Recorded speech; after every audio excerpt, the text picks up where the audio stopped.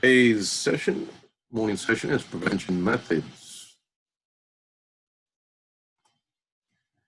Our main objectives is going to be able to identify a variety of security prevention methods, compare and contrast common prevention methods to aid in physical and digital security.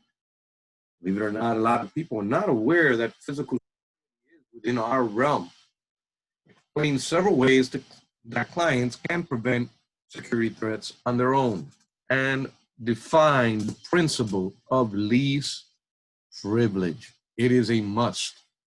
If we do not do that, we will have a lot of trouble when it comes to users doing what they shouldn't be doing. If we have to give them administrative rights just to be able to do their job, there's something that we're not looking at correctly. Obviously, there is some programs that require, sometimes, like we said, that would be a given program. We wouldn't give the user full rights to any system. The physical methods of security overall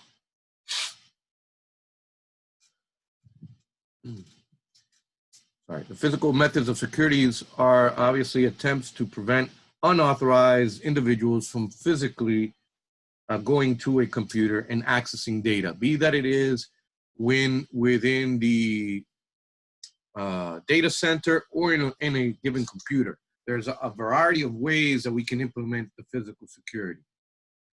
Lock of the room when it's not in use, for instance, put a keypad.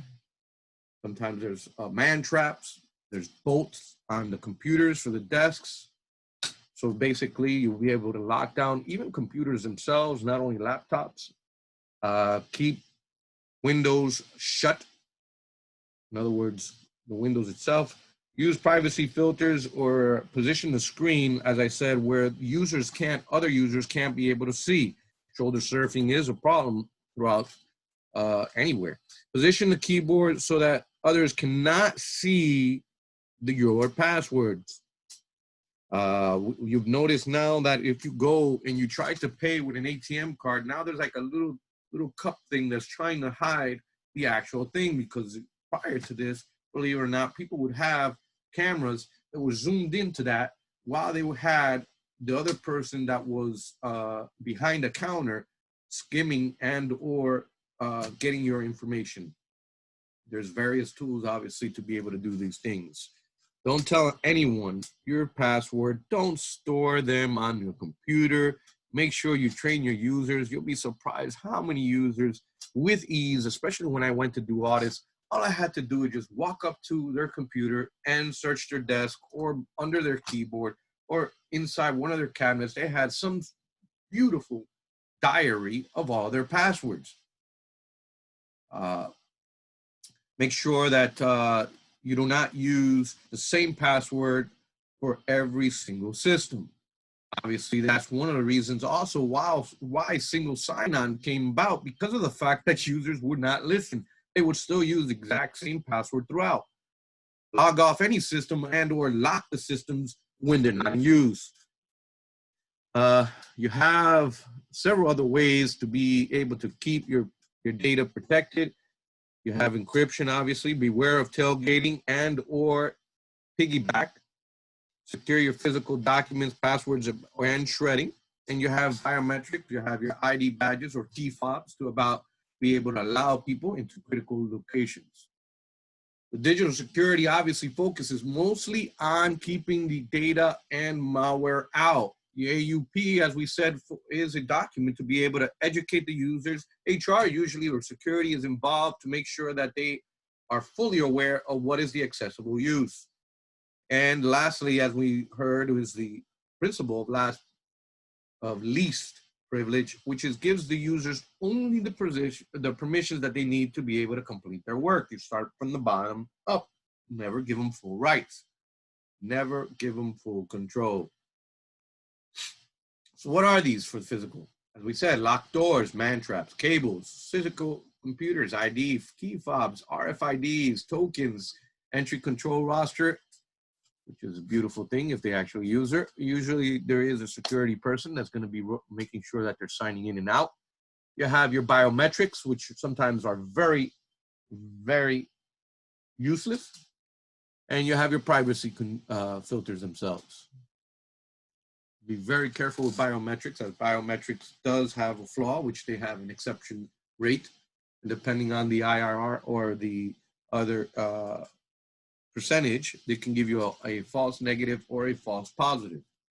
In reference to locked doors, one of the easiest ways, obviously, to prevent is taking physical barriers. Make sure that the external entrance of the building is usually a fence and or some type of perimeter. So anything that in your area, physical perimeter, usually security is helping you out in that. Your second one is to come into the building itself and or the area. You have a key badge and or a keypad. And the third barrier is the computer room itself should have some sort of extra security. Each of these entrances can be individually monitored or secured, and by deterrent of security, if it's obviously a camera, that's only a deterrent. It's not a actual piece of security. We need to make sure that those locations, even the cabinets themselves, at least have a lockdown. So maybe they can get into the actual room, but they can't get into the cabinets where this stuff is stored. Man trap. As I stated before, the man trap is a beautiful thing. This guy here will only allow the person to come into this small little area. As soon as the first door locks behind them, then they can continue to proceed to here. You'll also see this type of man traps in the train stations where you gotta go into that little spinning little guy with bars, right? Going around in a circle. That is a man trap. It only lets one person in at a time. Then the next person puts their token and they can come in.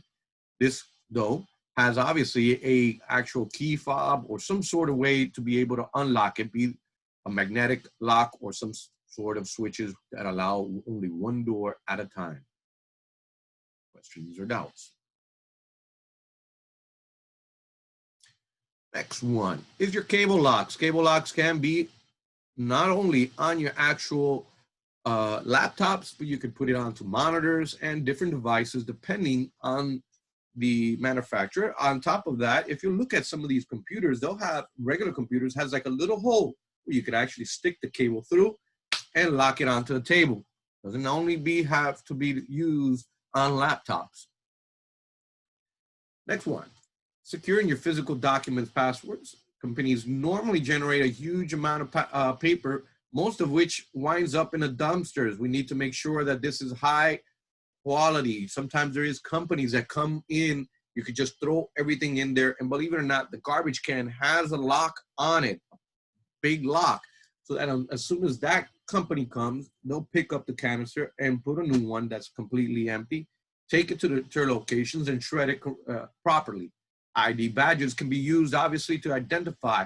You usually have to be wearing these things, and you can just easily go and or log in, not log in. You can log in, sorry, to some of your systems. You can get into rooms that way, depending, obviously, on the security and the place that you're going to. Your key fobs are the little things that you've seen. You've probably seen those in the gas station. Was it mobile? Mobile, where you can use a little thing that you go like that, beep, and you have your account is actually tied to your actual account of your credit card. The same little thing you can use is a little radio frequency that you can use to be able to get into different locations within a facility. The same thing. You could also do those to access some of these computers, depending on the actual thing. That's for biometrics. I wouldn't trust this even with a hand grenade. Devices, obviously, is a hand scanner. You have your retinal scanners. You have DNA scanners. God only knows what you're going to do, spit in a bucket. With the passing of time, obviously, biometric is expanding. It's getting better, but I wouldn't be able to rely on it at all. Recent advances have made it the ability to authenticate someone on just the key pattern that they use. Believe it or not, even your typing itself can be used as for biometrics and the way you actually write. Questions or doubts? Next one. RFID, which is a radio frequency ID. These are used a lot. Is a wireless, no contact technology used by badges and cards. And obviously they need their little reader. The reader connects to a workstation, validates against security. It has actually a little database that knows which zones and at what time you can actually access the facility or the area. As for a smart card, is a type of badge itself where you can actually get into parking lots, buildings, and lots, and even computers themselves. You've probably seen it a lot in the doctors or in the actual hospitals where the person no longer needs to log in. The only way they can log in is by scanning their smart card towards the actual computer. This can also be used as part of something you have when it comes to multiple logins. In other words, you may have something you have, something you know, and something you are. You can use all three to be able to add layers of security. The next one, which is a beautiful one, is a token. You have the physical tokens. You also have your application tokens, depending on the actual manufacturer. Most of these RSA tokens nowadays come in both little things, where this is here, a little token with a number. Believe it or not, they even have one where it is like a calculator. It looks like a calculator. What do I mean by that? When you get into the site itself is going to give you a code. You must enter that into that RSA token, the code that it gave you. It then gives you a challenge back to the system. That would be mutual, almost as close to being mutual authenticating, where the server is going to give you a code. You need to put it into the actual little calculator looking thing, and then it responds back with another code. With this, obviously, then you can get into those. And at the same time, believe it or not, they'll add another layer of security where you need a USB to use it with this token, where you need to be able to connect the USB, which actually has a certificate in there as another layer. Here you have also the entry control roster at the physical location where users are arriving and departing from facilities. Users should be able to authenticate. There should be an entry control roster that shows the person every time they have entered or left the facility. So that is obviously just a deterrent in itself. It's not physical security to the max, because obviously they're just responding to a roster and doesn't really do anything else. Privacy filters are obviously a little film that's above the monitor and or the screen of a laptop, and usually it is, if it's good enough, is only allowed the person that's in a certain range within the front of the monitor. If you're a little bit too high, a little bit too much to the side, as you can see here, it gets convoluted where you can't see. You'll probably just see half of the screen, if that, just a little part of the screen, but you must be pretty much in front of the screen to be able to read the whole thing. There are many ways to enhance your digital security overall. You have your antivirus, anti-malware, you have firewalls, you have strong passwords, you have multi-factor authentication, VPN connections themselves, you have the DLP, or the data loss prevention, which we have reviewed before, disabling all ports unnecessary on the computer, accessing control lists, email filtering, and you have trusted and untrusted software sources. So if you had to suggest only 2 physical security measures for your clients, which 2 you think you might want to choose? A door and a fence. A who? A door and a fence. I would pick a man trap, right? Yeah, and the door, yeah, you have your outer perimeter, you have your, but a man trap is one of the ones that I love, because that one assures that the door must be closed, or that the actual person only one at a time comes in. But obviously you have several ways of doing physical security. Make sure that obviously if you are creating security for a given company, that you're aware of those different types. Antivirus and anti-malware. Daniel, help me out here.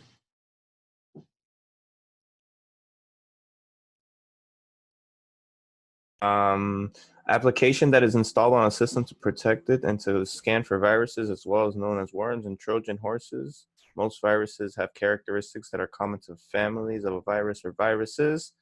Antivirus software looks for these characteristics of footprints to identify and neutralize viruses before they impact. Antivirus software manufacturers work hard to keep the definition database files current. The definition database file contains all unknown viruses and countermeasures. for a particular antivirus software product. Antivirus are the primary method of preventing the propagation of malicious code. Thank you. Any questions on the antivirus, anti-malware?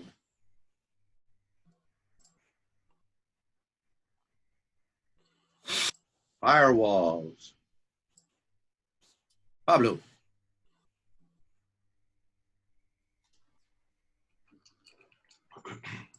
Firewalls. Firewalls are one of the first lines of defense in a network. There are different types of firewalls. Sorry. And they can be either standalone systems or included in other devices such as routers or servers. You can find firewall solutions that are marked and hardware only and others that are software only. Many firewalls, however, consist of add-in software that is available for servers or workstations. The basic purpose of a firewall is to isolate one network from another.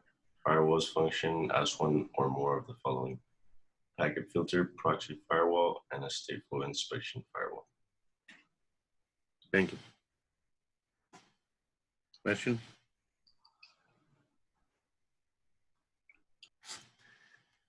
Next one. Jordan. User authentication / strong passwords.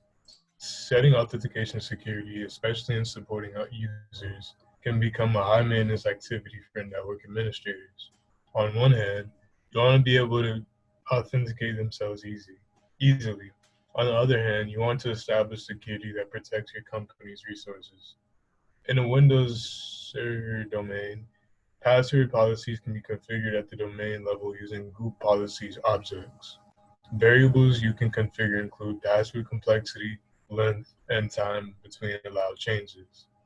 In multi-factor authentication, there are 4 factors of authentication: something you know, whether it be a username and password; something you have, a key fob, keys, or a smart card; something you are, biometrics; or somewhere you are. With GPS, this is based on where you are. Multi-factor authentication is when more than one of those factors is required to authenticate. Thank you. So, would it be a multi-factor authentication if I'm using a username, a password, and then I put in a PIN?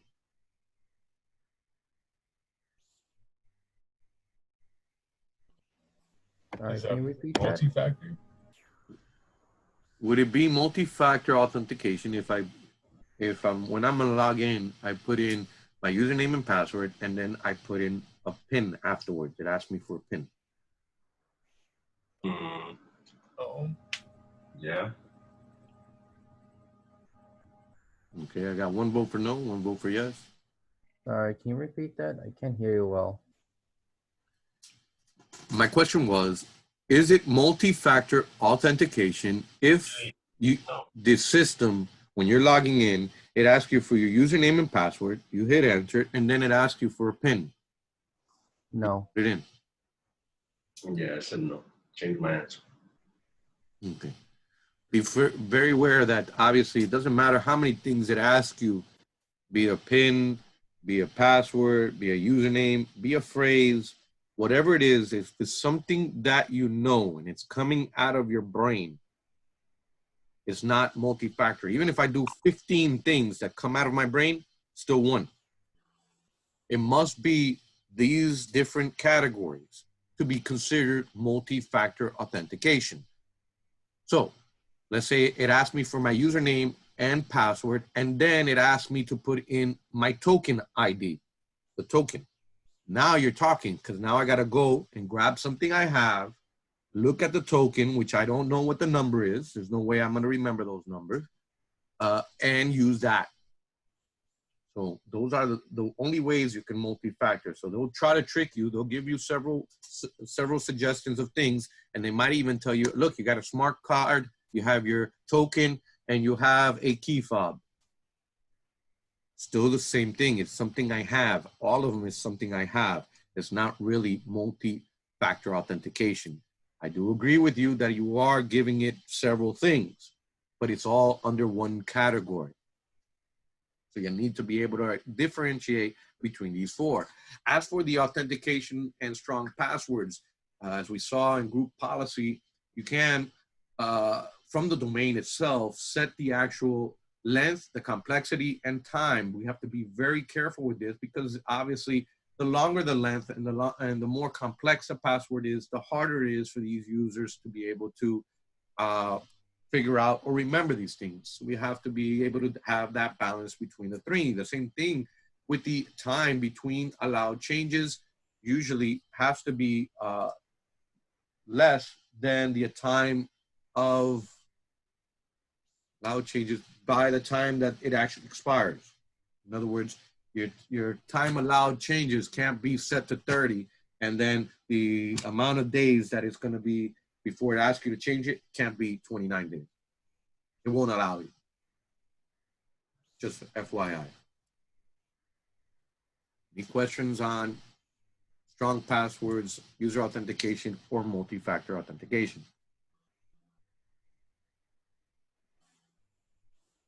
VPNs, your virtual private networks. Justin.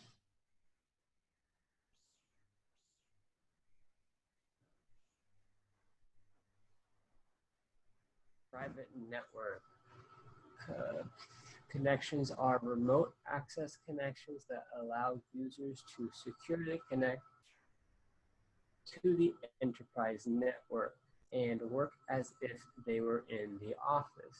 These connections are special tunneling protocols that encrypt the information being transferred between the user and the corporate network.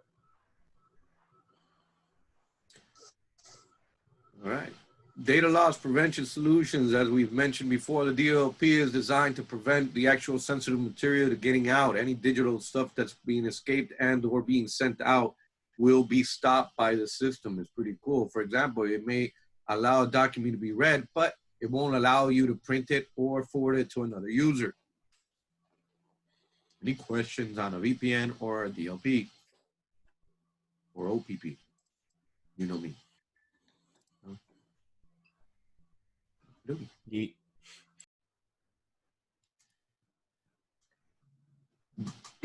Let's pause here, guys. It's already 10:20. Pause.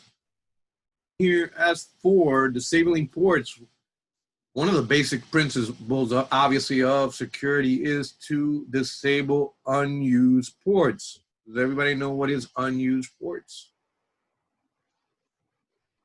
Basically, the principle of hardening. If you're not using it, then disable it. Correct, but where?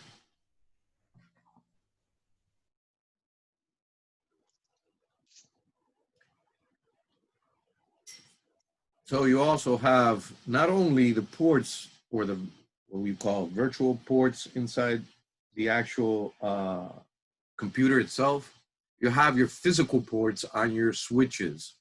This means obviously making sure that the ports that are not being utilized on these managed switches are administratively disabled.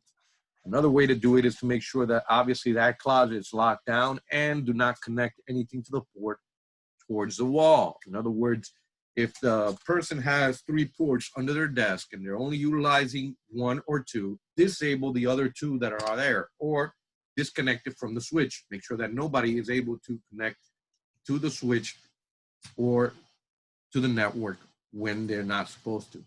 Your access control list is obviously a set of rules to configure on a firewall or on a router itself.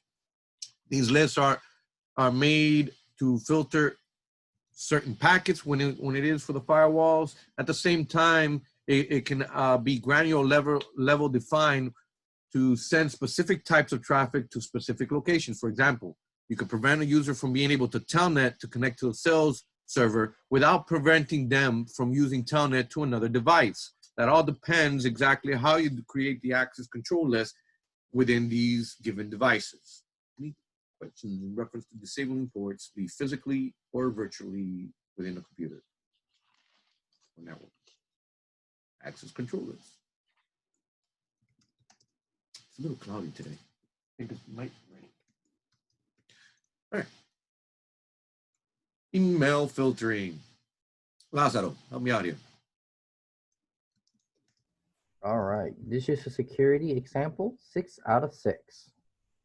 Because the users are representing organization and everything they do, you want them to follow certain guidelines.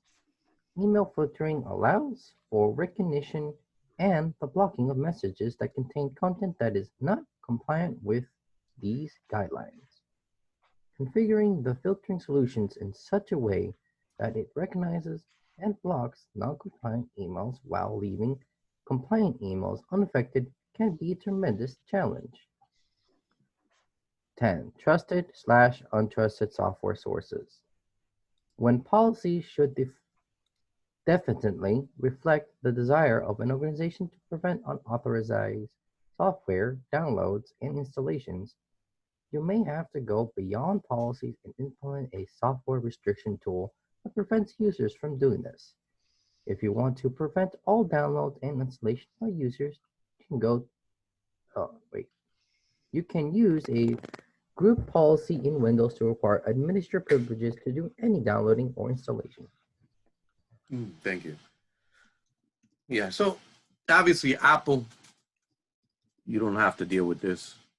Untrusted sources is not allowed. As for Windows, you would have to do a group policy within Windows within the domain to stop users from downloading or installing even the little things that are inside. For instance, the Zoom little app. Sorry, excuse me, cramp on the leg. Ah, it hurts. Ah.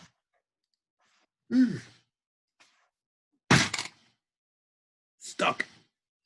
Stretch it out, stretch it out. Getting old. All right, so where were we here before the unwarranted thing? In reference to email filtering, we need to be careful in reference to email filtering. Obviously, sometimes we filter a little bit too much and it could create problems, but most of these programs that are out there will allow you to tweak it as necessary. You can actually tweak it where it won't accept any from certain domains, not specifically just to a specific user. Any question in reference to either email filtering, trusted or untrusted software sources?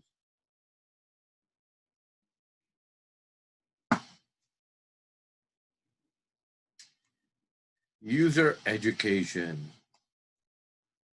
Alexa, help us out here.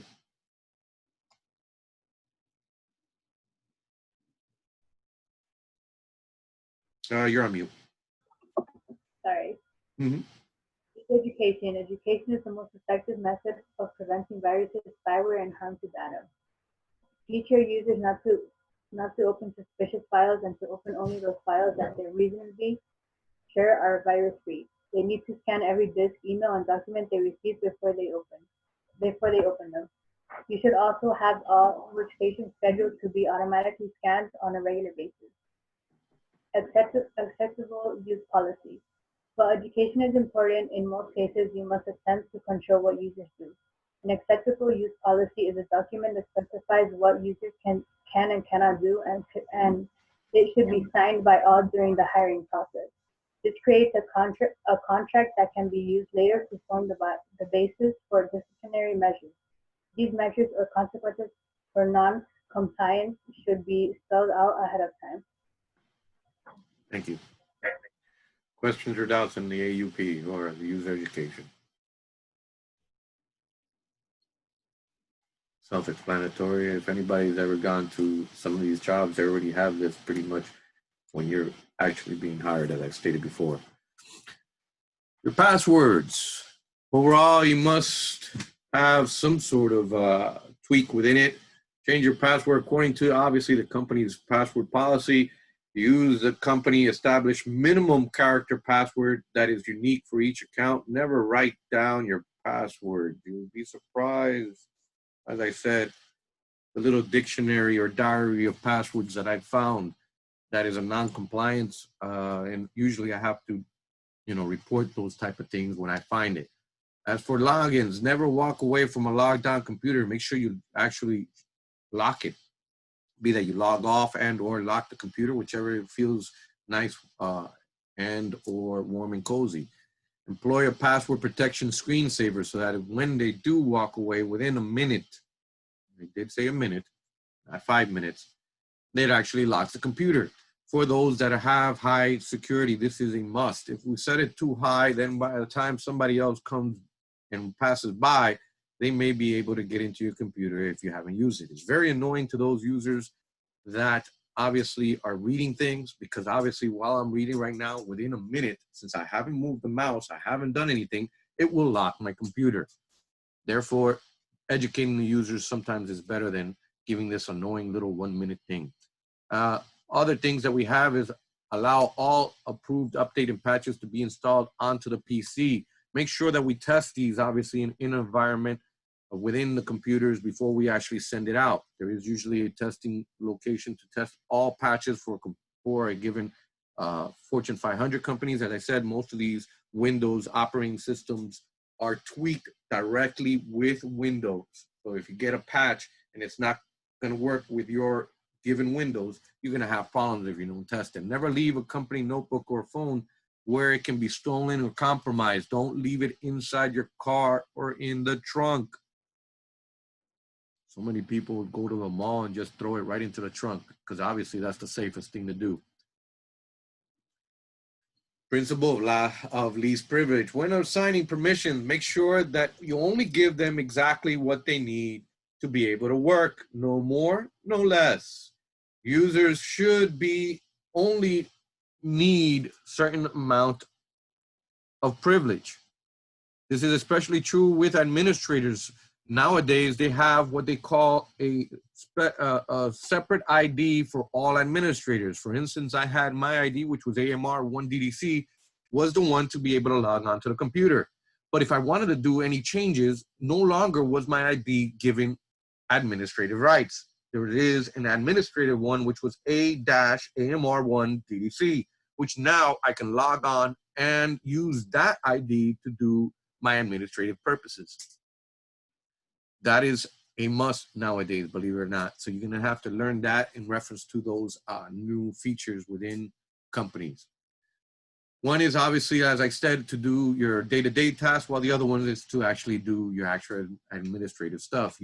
With these administrative permissions, you should actually educate how each account should be used with these people. So make sure that the administrators that are being assigned these accounts are fully aware they shouldn't be logging on to any computer with this ID, unless if they're gonna be creating or doing some type of administrative task. Any questions? House. All right. So what if you could choose only 2 digital measures, security measures? Which ones would you use and why? Out of the digital ones that we saw, which ones would you use and why? With only 2, we have not a lot of options. I guess anti-malware, that'll definitely be one, since that is a very common issue, and then a firewall. And just hope that your users are smart enough to recognize what not to do. Passwords, like multi-factor authentication, VPNs. Multi-factor, Okay. definitely a strong one. And multi-factor is a pretty good one, yeah. Ports, disable the port. Disabling ports too, yeah. What's the most common ones that people use? Obviously, anti-malware or software, antivirus software, and believe it or not, the majority of these are being used throughout all companies. The one that's really expensive is this DLP solution. That was not being used very much. But as for disabling ports, access control lists, that is a must. And ACL is within the router, and it's also inside your firewalls. So the one that I would say that's least used, obviously because of the actual amount of cost, is the actual DLP device. That one costs a little $3. As for all the other ones, those are very common to be used throughout companies. Oh, let's see. Any questions, doubts before we proceed to the next one? All right, let's